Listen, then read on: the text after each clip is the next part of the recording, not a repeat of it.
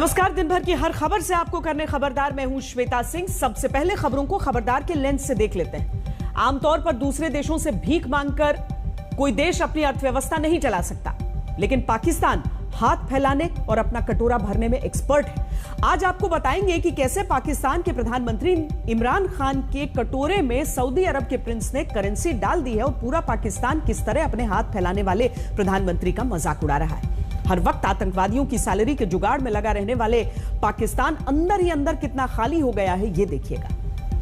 वैसे पाकिस्तान के अंदरूनी हालात विस्फोटक हैं। वहां की सड़कों पर कट्टरपंथियों का तांडव चल रहा है। इमरान खान की सरकार को कट्टरपंथी संगठन तहरीक लब्बैक पाकिस्तान यानी TLP ने ओपन चैलेंज दे दिया है। इस संगठन के करीब 20,000 कार्यकर्ता इस्लामाबाद में घुसने की कोशिश कर रहे हैं और इनसे वहां की पुलिस और सुरक्षा बल लगातार भिड़ रहे हैं। पिछले कुछ दिनों में पाकिस्तान के कई शहरों में गृह युद्ध से पहले वाले सीन देखने को क्यों मिल रहे हैं, यह जानना जरूरी है। वैसे भी अपने हितों की रक्षा के लिए पड़ोसी देशों पर हमेशा नजर रखनी चाहिए, हर पल खबरदार रहना चाहिए। इसके अलावा आज अग्नि 5 मिसाइल का राष्ट्रवादी विश्लेषण करेंगे। बुधवार को हुए अग्नि 5 के सफल परीक्षण की तस्वीरें तो आप सब ने देख ली होंगी, लेकिन इन तस्वीरों के पीछे भारत के वैज्ञानिकों का जो राष्ट्र प्रेम है उसे महसूस किए बिना आपको इस खबर का मर्म समझ नहीं आएगा। इसीलिए आज हम अग्नि की उड़ान का विश्लेषण करने के लिए भारत रत्न डॉक्टर APJ अब्दुल कलाम के संस्मरण की मदद लेंगे।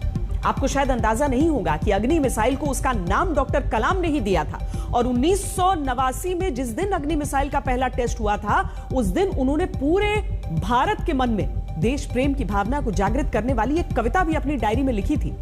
अग्नि 5 मिसाइल की सफलता को डॉक्टर कलाम के लेंस से देखना जरूरी है। लेकिन शुरुआत हम पाकिस्तान से करेंगे। एक कहावत है, मुल्ला की दौड़ मस्जिद तक, यानी जिसकी पहुंच जहां तक होती है वहीं तक जाता है। एक लुटे पिटे मुल्क के प्रधानमंत्री इमरान खान भी कटोरा लेकर सऊदी अरब दौड़ लगाकर आए और वहां से भीख लेकर ही लौटे। सऊदी अरब पाकिस्तान के सेंट्रल बैंक में $300 करोड़ जमा करवाएगा ताकि पाकिस्तान के विदेशी मुद्रा भंडार को सपोर्ट किया जा सके। इसके अलावा सऊदी अरब अगले 1 साल तक पाकिस्तान को $120 करोड़ का तेल भी देने को तैयार हो गया है। हालांकि सऊदी अरब यह मदद फ्री में नहीं करेगा। कुल $420 करोड़ के कर्ज पर 3.2% की दर से ब्याज वसूलेगा। सऊदी अरब से मिली इस खैरात को इमरान खान अपनी बड़ी उपलब्धि बता रहे हैं, लेकिन ये वही इमरान खान हैं जो प्रधानमंत्री बनने से पहले अन्य देशों से मदद को पाकिस्तान की तौहीन बताते थे। 2012 का उनका एक ट्वीट आज चर्चा में है, जिसमें उन्होंने विदेशी मदद को श्राप बताया था और पाकिस्तान को विदेशी मदद से मुक्ति दिलाने की कसम खाई थी। ऐसा ही एक ट्वीट इमरान की पार्टी PTI ने सितंबर 2014 में किया था, जिसमें सऊदी अरब और अमेरिका से मिलने वाली मदद को शर्मनाक बताया गया था। लेकिन आज इमरान खान खुद सऊदी अरब से भीख का कटोरा भरकर लौटे हैं तो शर्म की बजाय गर्व महसूस कर रहे हैं। आप इमरान खान का वर्ष 2014 का एक बयान सुनिए, जब वो प्रधानमंत्री नहीं थे और दूसरे देशों से मदद मांगने पर मौजूदा सरकार को कोस रहे थे। मेरी अब ख्वाब रह गई है और वो मुझे बड़ी करीब नजर आ रही है। अब वो ख्वाब है एक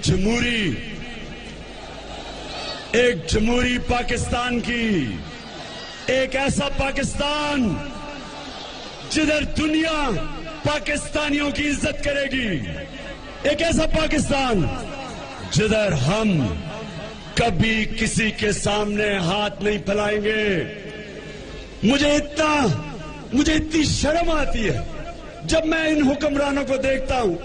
कभी सऊदी अरेबिया जाके हाथ फैला के बैठे हैं, कभी अमेरिकनों के सामने ऐसे करके बैठे।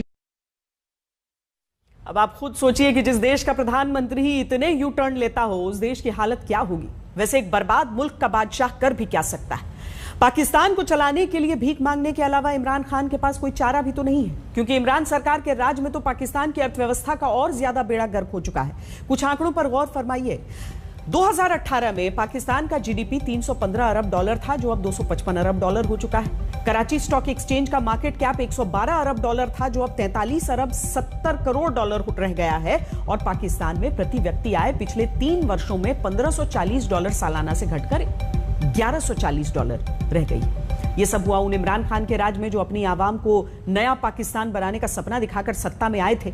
ऐसे में इमरान के पास शर्म लिहाज छोड़कर सऊदी अरब की चौखट पर झोली फैलाने के अलावा दूसरा विकल्प नहीं था। लेकिन जिस सऊदी अरब ने कुछ समय पहले ही पाकिस्तान से अपने पुराने बकाया कर्ज का तकाजा कर लिया था, वो दोबारा पाकिस्तान को कर्ज देने के लिए तैयार कैसे हो गया, इसकी भी अपनी अलग दिलचस्प कहानी है जो पाकिस्तान में डिबेट का विषय बनी हुई है। जेबें खाली हैं, किस्मत फूटी है, झोली फैली है, पाकिस्तान बिकता है, बोलो खरीदोगे? फॉर सेल पाकिस्तान के प्रधानमंत्री इमरान खान सऊदी अरब गए थे। कार्यक्रम था पर्यावरण का, लेकिन मकसद सऊदी की अथाह संपत्ति से थोड़ी सी भी।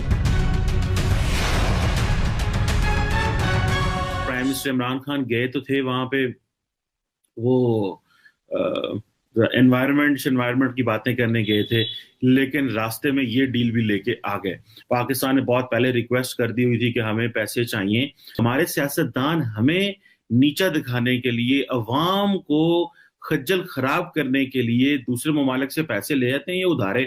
और अभी हमारा जो फाइनेंस मिनिस्टर अभी है, उन्होंने इमरान खान की हदायत में ये बताया जनाब कि वो जो पिछली हुकूमत थी ना नवाज शरीफ की, वो भी 1.5 बिलियन डॉलर, जो कि तकरीबन 157 बिलियन पाकिस्तानी रुपीस बनता है, उसके इक्विवेलेंट एक मनी 2013-14 में एज ए ग्रांट सऊदी अरब से ले चुकी है।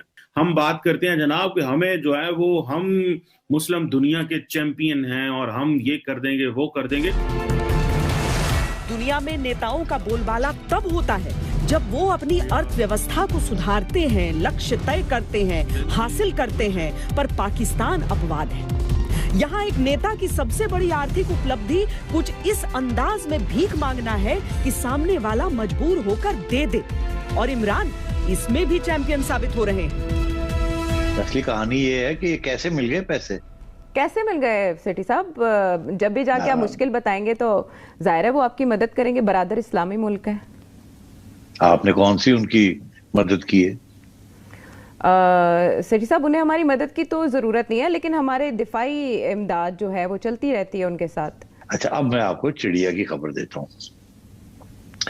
हुआ ऐसे कि जब खान साहब वहां गए जी, तो उन्होंने वो प्रोटोकॉल तो खैर देना ही था, वो तो कोई ऐसी बात नहीं होती, मगर ये बड़े परेशान थे कि अब हमें पैसे मिलेंगे कि नहीं मिलेंगे।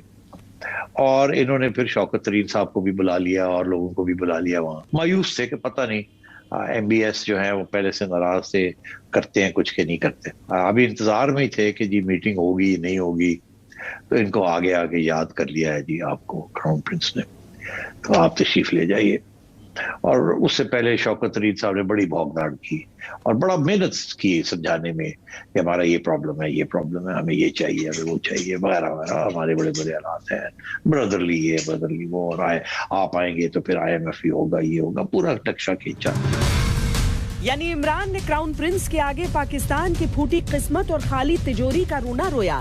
क्राउन प्रिंस का दिल पसीज गया, वरना ये वही सऊदी अरब है जिसने पाकिस्तान को उसकी हैसियत बता दी। जब सऊदी अरब ने कश्मीर में धारा 370 हटाए जाने का विरोध करने से इनकार कर दिया था, तब पाकिस्तान ने अपनी औकात से बढ़कर सऊदी अरब को चेतावनी दे डाली थी। इसके जवाब में सऊदी अरब ने पाकिस्तान से अपने सारे आर्थिक रिश्ते खत्म कर लिए थे और पाकिस्तान को $2 अरब का कर्ज सऊदी अरब को वापस करना पड़ा था।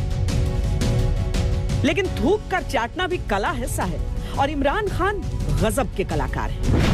आखिरकार सऊदी अरब के आगे गिड़गिड़ाना काम आ ही गया। इमरान खान अब क्राउन प्रिंस की बलाएं ले रहे हैं और तारीफें करते नहीं थक रहे। Let me first say one thing. The relationship between Pakistan and Saudi Arabia, it's a people-to-people relationship. Whichever government comes in Pakistan or goes, every government will always want to have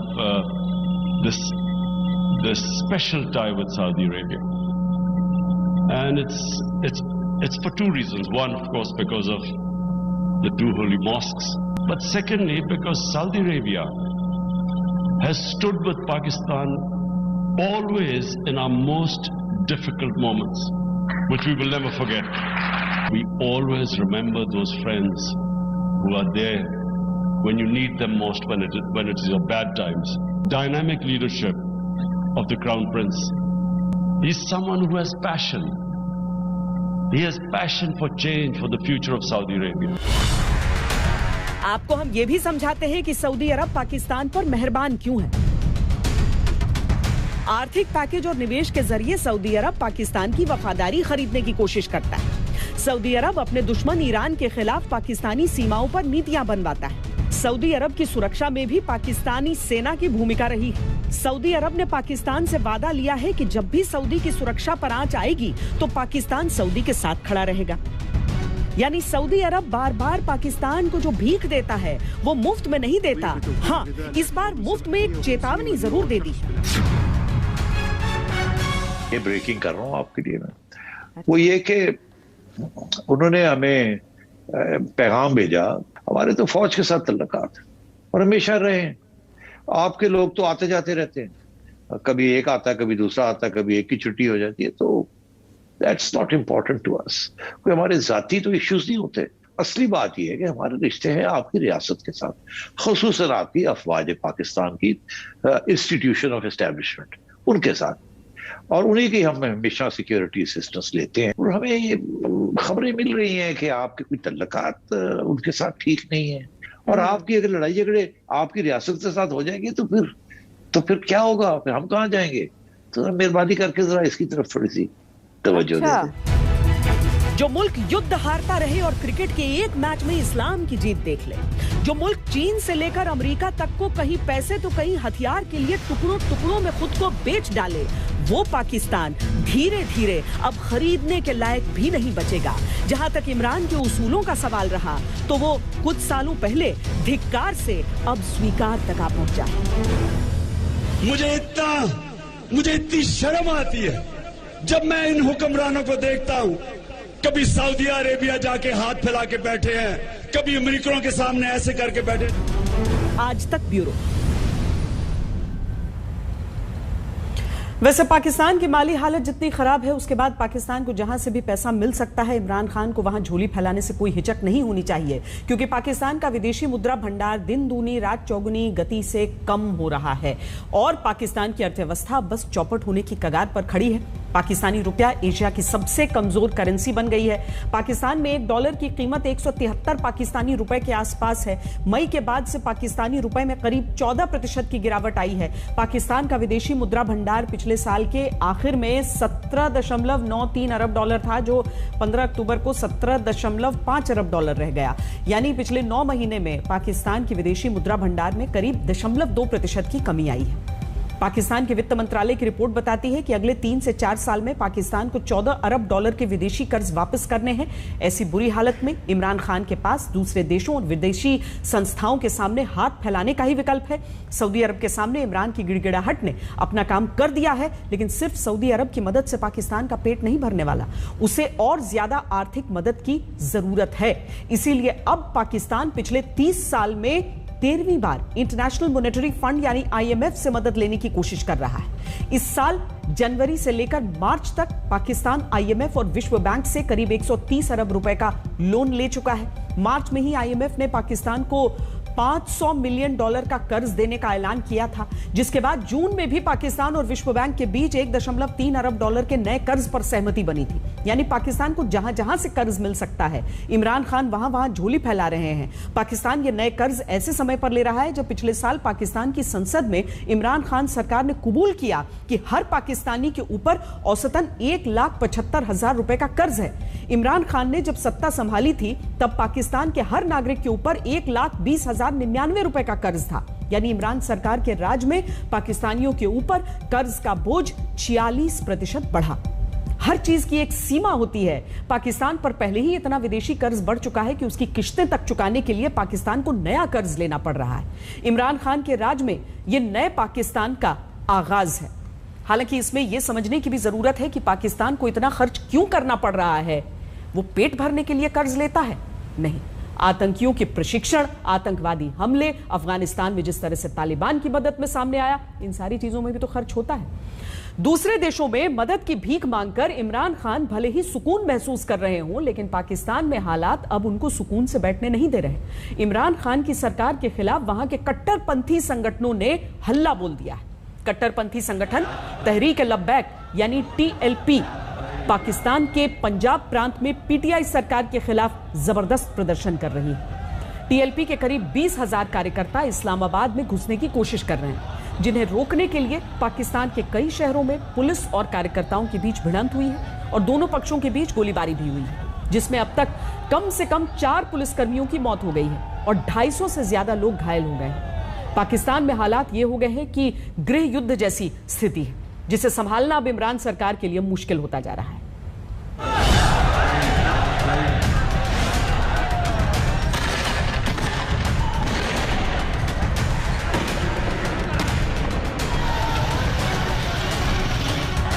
Pakistan में ये भीड़ सिर्फ container पलटने की कोशिश नहीं कर रही है, बल्कि कोशिश तो इमरान सरकार को पलट देने की है।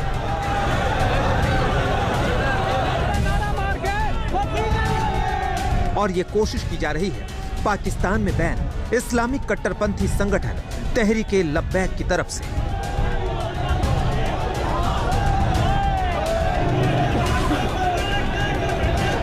जब प्रधानमंत्री इमरान खान और सेना के खिलाफ शहर शहर हिंसक प्रदर्शन कर रहे हैं,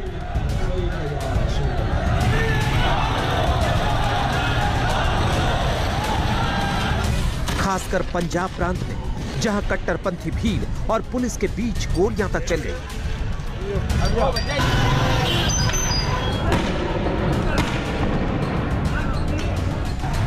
इस कट्टरपंथी भीड़ का मकसद है राजधानी इस्लामाबाद पर कब्जा करना। मैं ये कहना चाहता हूं कि पाकिस्तान की आवाम अब सड़कों पे आ जाए। जुल्म की इंतहा हो चुकी है। ईमान का तकाजा ये है कि अब घरों में बैठना गैरत का तकाजा नहीं है। सब लोग उठो, इस कारमा के साथ शामिल हो जाओ। हम इंशाअल्लाह इस्लामाबाद जाएंगे, ये काफिला रुकेगा नहीं, ना तुम्हारे चैलेंज से, ना तुम्हारी गोलियों की बौछार से। तो आखिर ये माजरा है क्या, और एक बैन कट्टरपंथी गुट को पाकिस्तान में इस कदर कोहराम मचाने की छूट कैसे मिल गई? दरअसल TLP का ये प्रदर्शन आज का नहीं है, बल्कि 6 महीने पुराना है, जब उसने इमरान सरकार को 2 शर्तों का अल्टीमेटम दिया था। पहली शर्त यह थी कि पैगंबर मोहम्मद का कार्टून प्रकाशित करने के मामले में फ्रांस के राजदूत को पाकिस्तान से निकाला जाए। दूसरी शर्त यह थी कि TLP के चीफ साद रिजवी को रिहा किया जाए, जिन्हें पंजाब सरकार ने अप्रैल से दंगा और हिंसा फैलाने के आरोप में गिरफ्तार किया हुआ है। कई बार डेडलाइन दिए जाने के बावजूद PM इमरान ने जब TLP की ये मांगे नहीं मानी, तो TLP के हजारों कट्टरपंथी पंजाब के मुरीद के और गुजरावाला में सड़कों पर उतर आए। हालात इतने खराब हो गए कि पाकिस्तान के पंजाब में 60 दिन के लिए सेना तैनात करने का फैसला करना पड़ा। ये उनका 6ठा एपिसोड है, और मैंने अभी भी जिस वक्त आपसे प्रेस कॉन्फ्रेंस कर रहा हूं, मजबूरी की हालत में समझता हूं कि ये मिलिटेंट हो चुके हैं। इन्होंने क्लाशनकोफों से पुलिस पर फायरिंग की, पुलिस नहाती थी, उनके पास लाठियां थी, जिसमें 3 जवान हमारे शहीद हो गए, 70 जख्मी हैं। कौमी सलामती और लोगों की जानो माल की हिफाजत के लिए आर्टिकल 147 के तहत पंजाब रेंजर्स को पंजाब हुकूमत की दरखास्त पर 60 दिन के लिए कराची की तरह पूरे पंजाब में नाफिजुल अमल कर रहा हूं। तो ये पाकिस्तान की हालत है, जिसे संभालना इमरान सरकार के बूते से बाहर हो चुका है और कट्टरपंथी सड़कों पर खुलेआम घूम रहे हैं। इस संगठन को इमरान खान और सेना ने नवाज शरीफ सरकार के खिलाफ खड़ा किया था, और आज ये दोनों के लिए भस्मासुर की तरह बन गया है। इमरान सरकार के लिए TLP की मांगे ना निगलते बन रही है और ना उगलते। आज तक ब्यूरो। और इस हिस्से में अब हम अग्नि की उड़ान का राष्ट्रवादी विश्लेषण करेंगे। कल से आपने अग्नि 5 मिसाइल के सफल टेस्ट की तस्वीरें तो देख ली होंगी, लेकिन इस तस्वीर के पीछे की तपस्या को भी हर भारतीय को जानना चाहिए। भारत ने बुधवार शाम 7:50 पर भारत के missile man APJ Abdul Kalam द्वीप से एक ऐसी कामयाबी हासिल की जिससे चीन और पाकिस्तान के होश उड़े हुए हैं। भारत ने अपनी पहली ICBM यानी इंटर कॉन्टिनेंटल बैलिस्टिक मिसाइल अग्नि 5 का सफल परीक्षण करके चीन और पाकिस्तान को आखिरी चेतावनी दी है। इस मिसाइल के सफल परीक्षण के साथ ही चीन का दिमाग हिला हुआ है, क्योंकि उसे पता चल गया है कि अब उसका कोई भी शहर भारतीय मिसाइलों की रेंज से बाहर नहीं है। खैर, पाकिस्तान की बात करना बेकार है, क्योंकि वो इस मामले में हमारे आगे कहीं नहीं ठहरता। Defence research and development organisation यानी DRDO ने बुधवार को जब अग्नि 5 का एक और सफल परीक्षण किया तो यह सुनिश्चित हो गया कि अग्नि 5 अब देश पर आंच नहीं आने देगी। 5000 किलोमीटर दूर बैठा दुश्मन, चाहे वो 1 हो या 10, उनका एक बार में सफाया हो जाएगा। इस मिसाइल की खासियतों के बारे में हम आपको आगे बताएंगे, लेकिन अभी इतना समझ लीजिए कि अगर अग्नि 5 मिसाइल को कई टारगेट को मार गिराने के लिए सेट कर दिया जाए तो दुश्मन चाहे कहीं भी हो, उस पर सटीक और अचूक हमला होगा। भारत की मिसाइलों की जरूरत को पूरा करने के लिए DRDO की टीम दिन रात मेहनत करती है, क्योंकि भारत कुछ ऐसे देशों से घिरा है जिनके चेहरे पर मुस्कान रहती है, लेकिन दिमाग में भारत पर हमले का प्लान तैयार रहता है। अग्नि 5 की तस्वीरों में भारत के वैज्ञानिकों का जो राष्ट्रवाद रचा और बसा हुआ है, उसे समझने के लिए आपको समय का पहिया घुमाकर थोड़ा पीछे जाना होगा और इन तस्वीरों पर गौर करना होगा। शुरुआती अग्नि मिसाइल के साथ भारत रत्न और पूर्व राष्ट्रपति डॉक्टर APJ अब्दुल कलाम की तस्वीर उनकी पुस्तक अग्नि की उड़ान में मौजूद है। इस पुस्तक को पढ़कर यह पता चलता है कि डॉक्टर कलाम 80 के दशक की शुरुआत से ही ICBM यानी इंटरकॉन्टिनेंटल बैलिस्टिक मिसाइल का सपना देख रहे थे, जो बाद में अग्नि मिसाइल के रूप में पूरा हुआ। अग्नि मिसाइल को उसका नाम डॉक्टर कलाम ने ही दिया था। पहली अग्नि मिसाइल के लॉन्च के बाद डॉक्टर कलाम सहित वैज्ञानिकों की पूरी टीम बहुत खुश थी, क्योंकि उनकी वर्षों की तपस्या सफल हुई थी। अपनी किताब में डॉक्टर कलाम ने बताया है कि 1989 में हुए अग्नि मिसाइल के पहले टेस्ट को लेकर उन्होंने अपनी डायरी में क्या लिखा था। डॉक्टर कलाम ने लिखा कि सुबह 7:10 पर अग्नि को छोड़ा गया। यह पूरी तरह सफल प्रक्षेपण था। यह बुरे सपनों वाली रात के बाद एक खूबसूरत सुबह में जागने जैसा था। कई केंद्रों पर 5 साल तक काम करने के बाद हम लॉन्च पैड पर पहुंचे थे। 5 हफ्तों में हम कई कठोर अग्नि परीक्षाओं से गुजरे थे।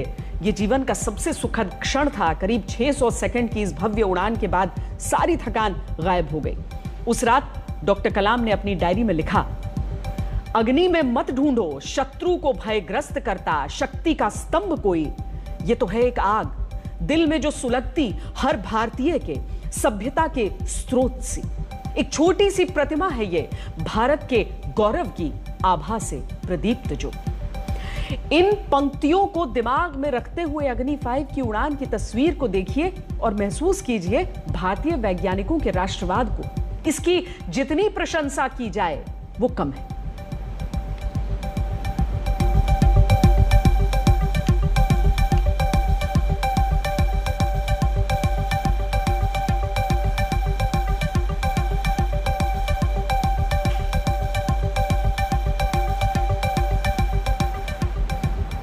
भारत रत्न डॉक्टर कलाम के सपनों की मिसाइल अग्नि को अपग्रेड करने की पूरी यात्रा शानदार रही है।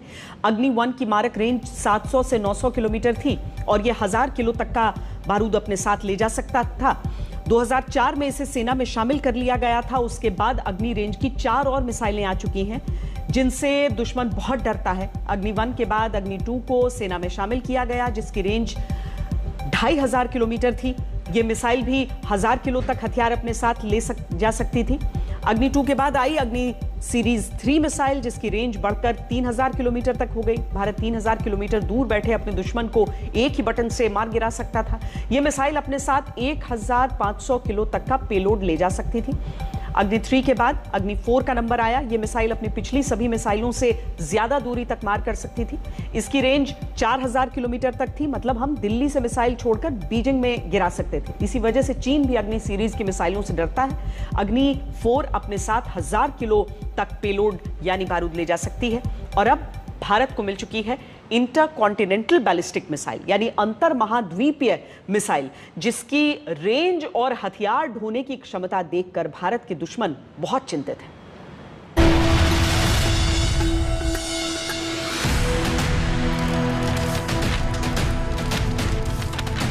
इस मिसाइल ने चीन की मुस्कुराहट छीन ली है। इस मिसाइल ने पाकिस्तान को मुंह छिपाने पर मजबूर कर दिया है। इस मिसाइल ने भारत पर टेढ़ी निगाहें रखने वाले देशों को नजरें झुकाने पर मजबूर कर दिया है। ये है भारत की पहली इंटरकॉन्टिनेंटल बैलिस्टिक मिसाइल अग्नि 5। इसकी रेंज देखकर 5000 किलोमीटर दूर बैठे दुश्मन को भी पसीने आने लगते हैं। इसकी मारक क्षमता के बारे में सोच कर दुश्मन को डिप्रेशन होने लगता है। 5000 किलोमीटर से पहले ही हम लोग पाकिस्तान के हर कोने तक हम अपना मिसाइल लॉन्च कर सकते थे। आज के तक अब हम लोग सटीक टारगेटेड फायर हर एरिया चाइना पे भी हम ला सकते हैं। ये न्यूक्लियर एम्पावर्ड है, न्यूक्लियर बॉम्ब इस पे लोड हो सकता है। चीन का कंप्लीट शहर यदि हमारे रेंज में है तो ये चिंता का विषय होना चाहिए चीन के लिए।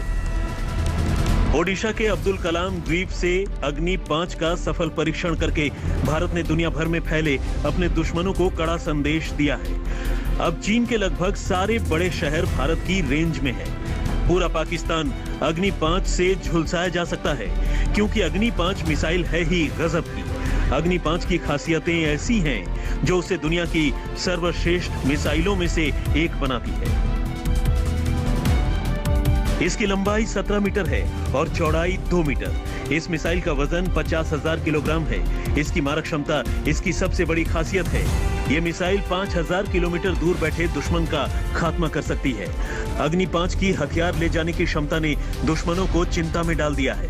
ये मिसाइल अपने साथ 1500 किलो तक विस्फोटक ले जा सकती है। सोचिए, 1500 किलो का पत्थर भी अगर कहीं पूरी रफ्तार से गिर जाए तो कितना बड़ा गड्ढा हो जाएगा। ये तो फिर भी बम है, यानी इसके इस्तेमाल से दुश्मन की तबाही तय है। अग्नि 5 एक ऐसी मिसाइल है जिसको ट्रैक करना बहुत मुश्किल है। अग्नि 5 की रफ्तार मैक 24 यानी ध्वनि की रफ्तार से 24 गुना ज्यादा तेज है। इसकी गति है 29,401 किलोमीटर प्रति घंटा। अग्नि 5 की स्पेसिफिकेशन तो आपने देखी, लेकिन इसकी 3 खासियत ऐसी हैं जिसकी वजह से ये काफी घातक है। जैसे ये मिसाइल एक साथ कई टारगेट को ध्वस्त कर सकती है। दूसरा ये है कि इस मिसाइल को मोबाइल लॉन्चर के जरिए देश के किसी भी कोने से छोड़ा जा सकता है, और रफ्तार की वजह से इसको इंटरसेप्ट करना दुश्मन देश के लिए सबसे बड़ी चुनौती होगी। हम लोग भारत की रैंकिंग देखें मिसाइल सिस्टम्स में और मिसाइल पावर वर्ल्ड वाइड, तो देखिए चाइना, रशिया, यूएसए, ये जो 3 देश हैं ये सबसे ज्यादा इन लोग के पास मिसाइल्स हैं और सबसे ज्यादा रीच है। और अगर हम फ्रांस और इंग्लैंड को भी इंक्लूड कर लें तो ये 5 देश ये माना जाता है कि ये दुनिया के हर कोने में अपना मिसाइल को ये लोग लॉन्च कर सकते हैं।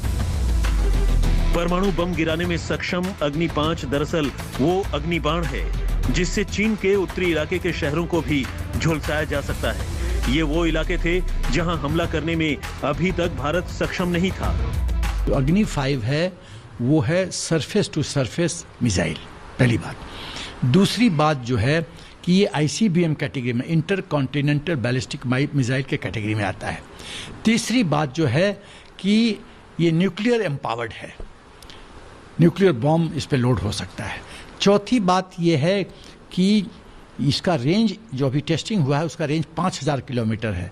इसका माने है कि पूरा पाकिस्तान और चीन के बहुत महत्वपूर्ण शहर हमारे रेंज में है। अग्नि 5 बनाने के साथ ही भारत दुनिया के उन देशों में शामिल हो गया है जिनके पास इंटर कॉन्टिनेंटल बैलिस्टिक मिसाइल यानी ICBM है। दरअसल किसी मिसाइल को कुछ खास कसौटियों पर खरा उतरने के बाद ही ICBM कहा जाता है। जो मिसाइल महाद्वीप को पार करके दूसरे महाद्वीप तक पहुंचे वो ICBM कहलाती है। फिलहाल दुनिया के 7 देशों के पास ICBM हैं। इनमें रूस, अमेरिका, चीन, फ्रांस, इजराइल, ब्रिटेन और उत्तर कोरिया शामिल थे। भारत अब ICBM मिसाइल शक्ति वाला 8वां देश बन गया है। अग्नि सीरीज अग्नि 5 के बाद रुकने वाली नहीं है। DRDO ने जून 2021 में अग्नि प्राइम का भी टेस्ट किया था और अग्नि 6 पर भी काम जारी है और यकीनन अग्नि 6 की रेंज चौंकाने वाली होगी। आज तक ब्यूरो। खबरदार में आज के लिए इतना ही। देश और दुनिया की बाकी खबरों के लिए आप देखते रहिए आज तक।